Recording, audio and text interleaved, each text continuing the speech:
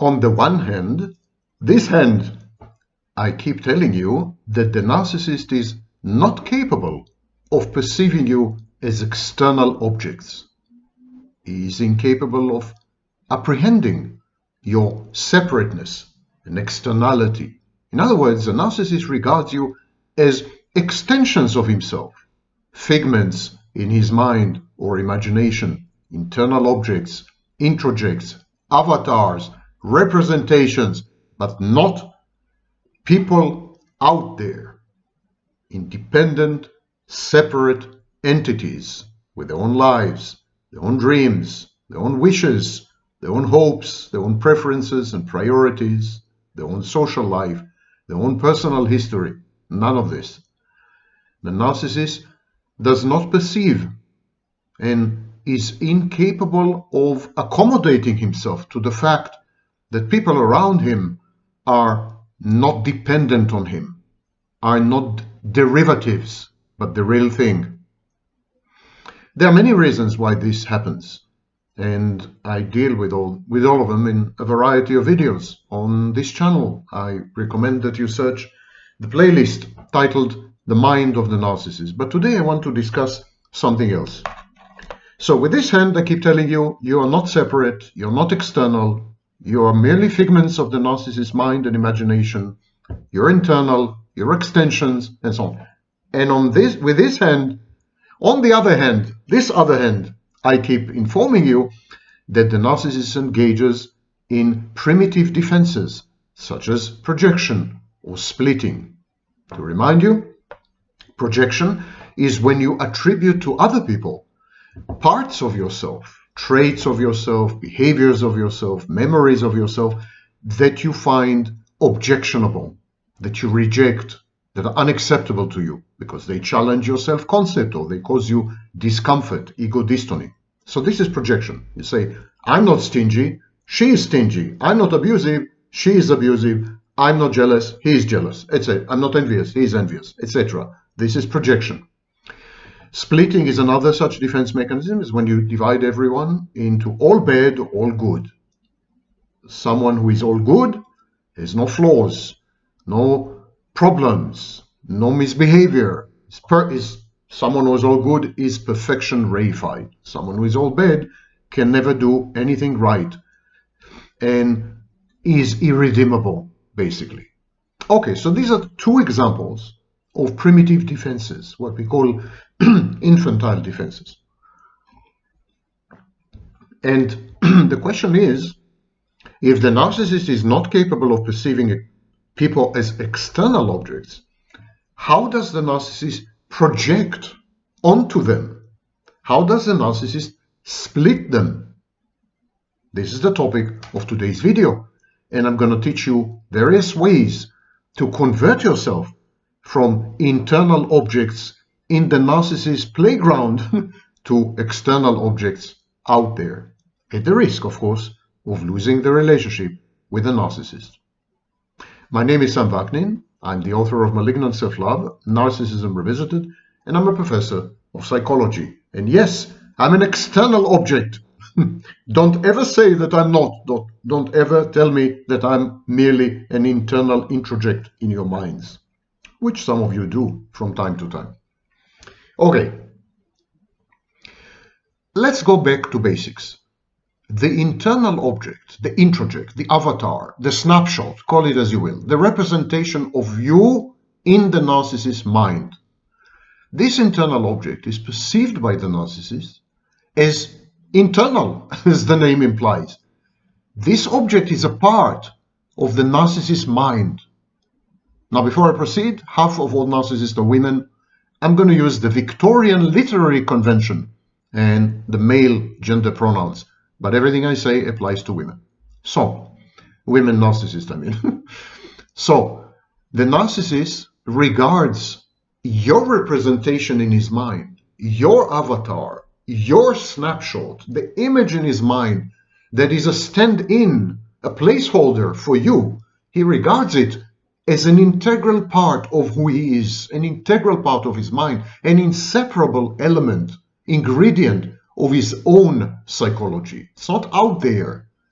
It's not external, it's not separate, but it's a dynamic or a process or an object inside the narcissist's mind. So when the narcissist projects, when the narcissist attributes to you traits and behaviors, he is not attributing them to you. When he says, I'm not envious, she is envious, he's not talking about you. He's talking about your snapshot, about the internal object that represents you in his mind. When the narcissist projects, he does not project outwards onto you as an external object. He projects inwards. Your internal object within the narcissist's mind becomes the repository of everything the narcissist rejects in himself, everything in himself that he cannot accept, everything he hates about himself, everything he loathes about himself. All of these, he places them within the internal object that represents you in his mind. Similarly, when the narcissist idealizes, he uses the internal object that stands in for you, uses the internal object that represents you in his mind, the snapshot. He uses it as a container of everything that he likes about himself or everything he would have wanted to be. This process is known as idealization. Let's summarize. You don't exist. You don't exist as an external object. You're not out there. You're not separate. You're a part of the huge playground known as the narcissist mind. The narcissist mind is a narrative. It's a fantasy. It's not real. It's a piece of fiction. It's a movie.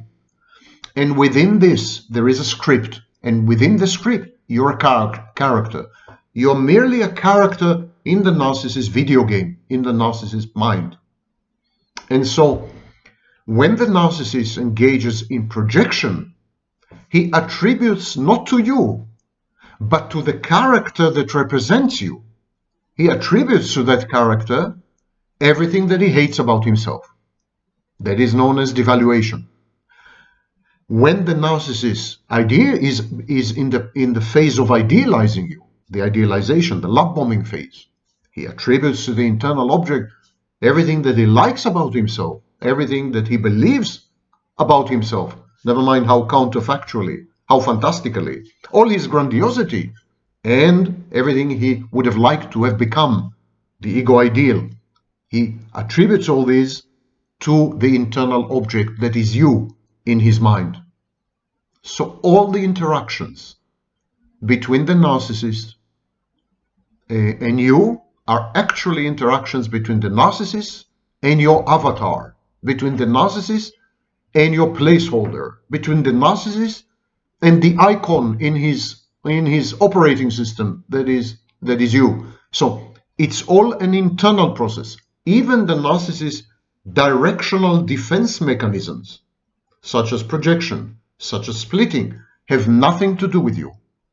What the narcissist does, the narcissist shapeshifts the internal objects, changes the attributes of the internal object, redefines and reframes the internal object. Never you as an external object. And consequently, the narcissist does not perceive these defense mechanisms. He does not perceive the projection or the splitting. He does not experience them as projection or splitting, because it's all internal. It's all occurring or happening in the narcissist's mind, and only there, because you as an external object is irrelevant. You're irrelevant and cannot be perceived by the narcissist, because everything is confined to the narcissist's mind and skull, and because of that, the narcissist experiences everything as an internal dynamic, as something that's happening inside himself. And so the narcissist would deny vehemently that he's projecting, or that he's splitting, or that he's rationalizing. He would deny all these defense mechanisms because he does not experience them. He does not experience these defense mechanisms as having to do with someone out there, with an external entity. He experiences all of them the way you, for example, experience thinking, cognitions, or emotions. Classical projection requires the recognition of an external object. When Freud and others first described projection, they made very clear that projection is an interaction that is about the externality of the other, othering. The narcissist is incapable of this. He is incapable of perceiving others as separate from himself, as external to himself, as independent, as autonomous, as agentic. No way. And so, in effect, one could say that narcissists never really project, never really split in the classical Freudian or psychoanalytic sense. What they do, they redirect these defense mechanisms and they use them or apply them to highly specific territory, a highly specific territory within their minds where the internal objects reside. So imagine that there is some kind of enclosure, or some kind of zoo, or some kind of reservation where all the internal objects are herded or reside or concentrated, and the narcissist would use splitting on these internal objects, would use projection on these internal objects. And depends what he's splitting and what he's projecting, these internal objects could be either idealized or devalued. Now, there's no such thing as positive projection. You can't project your positive elements. Projection is about rejecting something in yourself. But there is such a thing as idealization. Okay, what happens to these internal objects? At one time, when they're subject to splitting, they're all good. And then weeks later, they're all bad. Sometimes they are the repository of everything the narcissist loves about himself, would have wanted to become. At other times, they're the container of everything the narcissist loathes and hates, a miasma of the narcissist effluence. How are these shifts possible? And how does the narcissist reconcile these amazing transitions in the attributes and character of the internal object? The introjects shapeshift all the time. How does the narcissist make his peace or her peace with this constant volatility, with this constant shapeshifting, with this constant transmogrification and transformation? How? By changing the fantasy. The introjects, they shapeshift in order to fit the fantasy. As the fantasy evolves, as the fantasy subtly transitions from one phase to another, for example, from idealization to devaluation, so do the introjects. The introjects are tailored to reduce dissonance and anxiety within the fantasy. The main role of the introjects is anxiolytic. They help the narcissist avoid, for example, abandonment anxiety. They help the narcissist avoid internal dissonance between conflicting views or conflicting self-concepts or conflicting messages or conflict between reality and the self-concept. This is the main role of the internal objects, the snapshots, the introjects. And they shape-shift subtly or sometimes abruptly in order to accommodate the narrative flow and the narrative arc of the fantasy. And so the dynamic of the shared fantasy, idealization, devaluation, whatever, discard, a symbolic separation, the dynamic of the shared fantasy also dictates the way the narcissist experiences the introjects, the way the narcissist perceives the internal objects. It's not so much a change in the internal object itself, it's a change in the way the narcissist relates to the internal object. And so you end up being an introject, a snapshot, an internal object within the narcissist's mind and shared fantasy. Is there anything you can do about it? Countering the introject engenders aggression. Whenever you assert your externality, whenever you insist on your separateness, This triggers in the narcissist enormous aggression because he experiences your assertiveness as a kind of threat and also as an aggression. So, what are the ways in which you can challenge the introject? Before I proceed, there are many ways to challenge the introject. Your avatar in the narcissist's mind, the snapshot he took of you. There are many ways to challenge it, to rip it to shreds. But all of them trigger enormous aggression in the narcissist, and all of them would lead to the termination of the relationship with the narcissist. So it's a great way to go no contact. And here are the ways. You can counter the introject by acting in ways that negate the idealized or the devalued nature and attributes of the introject. In the idealization phase, for example, you can challenge your own idealization. You can challenge the perfection that the narcissist attributes to you. You can disagree with the narcissist. When he says, you're more intelligent than Albert Einstein, you can mock him. You can say, I'm not. You can prove to him that you're not. When he says you're drop dead gorgeous, you could say, well, I'm relatively good looking, but I'm not drop dead gorgeous. Constantly challenging, undermining, constantly mirroring, constantly introducing reality into the idealization phase would, of course, undermine it, would destroy the foundations, and would make it very difficult for the narcissist to maintain the idealization. And the same applies in the devaluation phase.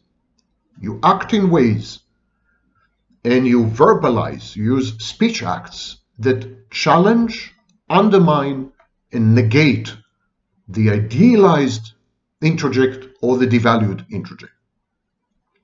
Another way to challenge or counter the introject, to rip apart the avatar or the snapshot that passes for you in the narcissist's mind. Another way is simply to disagree with the narcissist, to criticize the narcissist. This would cause narcissistic injury and would force the narcissist to reevaluate who you truly are. It would also bring to the narcissist awareness forcibly your externality and separateness. Similarly, if you offer the narcissist advice or help, you're implying that the narcissist is less than perfect, less than omnipotent or omniscient. You're challenging the narcissist's self-concept. You're destroying the narcissist's ability to distort his cognitions and apply grandiosity, a grandiose veneer to everything. You're exposing the narcissist's fragility and vulnerability, and this makes it very difficult for the narcissist to maintain the cohesiveness and the coherence of the internal object, the introject that represents you in his mind. So disagree with him, criticize him, offer advice unsolicited, offer help, imply that he needs you, and act in ways which challenge the idealization, your idealization or your devaluation. Any sign of personal autonomy, any proof of agency, any evidence of independence, challenge the introject, destroy the contours and the content of the internal object. Because having internalized you, having introjected you, having converted you into an introject or an internal object, the narcissist begins to regard you as inanimate because he does not recognize that you're external. He does not accept that you are separate from him. As far as he's concerned, you're a mere extension or figment. Any proof to the contrary ruins the narcissist's ability to engage in the fantasy of you exist only in my mind. So act independently, ostentatiously independently. Be agentic. Emphasize your personal autonomy. Do not, for example, submit to the narcissist's dictates as to your agenda or your profession or your occupation or what you're going to do in the evening or how you're going to dress. Demonstrate to the narcissist that you do have a separate external existence. Next, challenge gaslighting. Display gaslighting immunity. Now, just to reiterate, narcissists don't gaslight because they believe their own confabulations, their own fantasies. Gaslighting requires the ability to tell apart fantasy from reality, which the narcissist lacks. But the impact on you, the way you experience the narcissist's confabulations and fantasies, is gaslighting. You are being gaslit unintentionally, non-deliberately, but gaslit all the same. Demonstrate to the narcissist that you're immune to gaslighting, that you have a firm grasp of reality, that there's no way to change your mind about what's real and what's not, that you realize the distinction between his fantasies and dreams and confabulations and what has really happened and is really happening, that you have other sources, authoritative sources, with regards to reality, that your reality testing is not impaired and you do not need the narcissist's good services in mediating reality as far as you're concerned. Next, maintain a circle of friends, family, because when you have people around you, good friends, a family that is loving and caring, other people who are invested in and committed to your well-being and welfare, when you have other people around you, the narcissist perceives them as competition. They regard their relationship with you as competing fantasies. The narcissist believes that everything is a fantasy. Fantasy is the organizing principle of narcissism. So if you have a good friend, it's a shared fantasy with a good friend. If you are close to your mother, it's a shared fantasy with your mother. He would try to dissuade you. He would try to wake you up. He would try to enlighten you. Don't let him. Keep these people around. Do not allow the narcissist to isolate you. The narcissist is terrified of rejection and abandonment, exactly like the borderline. And so by maintaining these people around, you will keep him or her on his or her toes. And it would make it very difficult for the narcissist to create an internal object that is valid and that is convincing, plausible. Because as the phrase implies, an internal object is by definition isolated from reality, secluded from others. It's a hermit. If you demonstrate to the narcissist that you're integrated in social settings, in the community, that would make it very difficult for him to believe in the veracity of the internal object, because the internal object is always isolated. And finally, offer the narcissist love, care, engulf the narcissist with intimacy, immerse him in the experience of your togetherness. There's nothing that the narcissist dreads more than this, because the narcissist perceives love and intimacy, engulfment, as a threat, something that is associated with pain and weakness. It's a form of weakness. It's a frailty. It's a chink in the narcissist's armor. It's a vulnerability. And when you're offering the narcissist this, when you create an environment that is essentially intimate and loving, you are not allowing the narcissist to engage in the kind of relationships that narcissists prefer with the internal object. Narcissists prefer non-intimate, disintimate relationships. They prefer non-loving, non-compassionate, non-empathic relationships. And they can have these kind of relationships only with their internal objects. If you are offering an alternative, if you're offering love and intimacy and compassion, clearly you're not an internal object. All these are challenges to the internality of the object. You're not challenging the snapshot per se. You're not challenging the narcissist's internalization of you or introjection of you. Actually, healthy people are the same. They also create introjects of other people. So you're not challenging this. You are challenging the narcissist's conviction that you exist only as an internal object, that there is no other dimension to your being. This is what you're challenging by constantly reminding the narcissist that this assumption, this underlying hidden assumption, is wrong. You are out there. You are external. You are separate. You have a mind of your own. You have a life of your own. And you're going to live this life. And you're going to maintain this mind. You're going to remain in touch with reality. And if it doesn't fit the narcissist, you will go. You can go. And if it creates aggression, you will react or walk away. And someone on YouTube made the following comment. I've been trying to figure this out for years.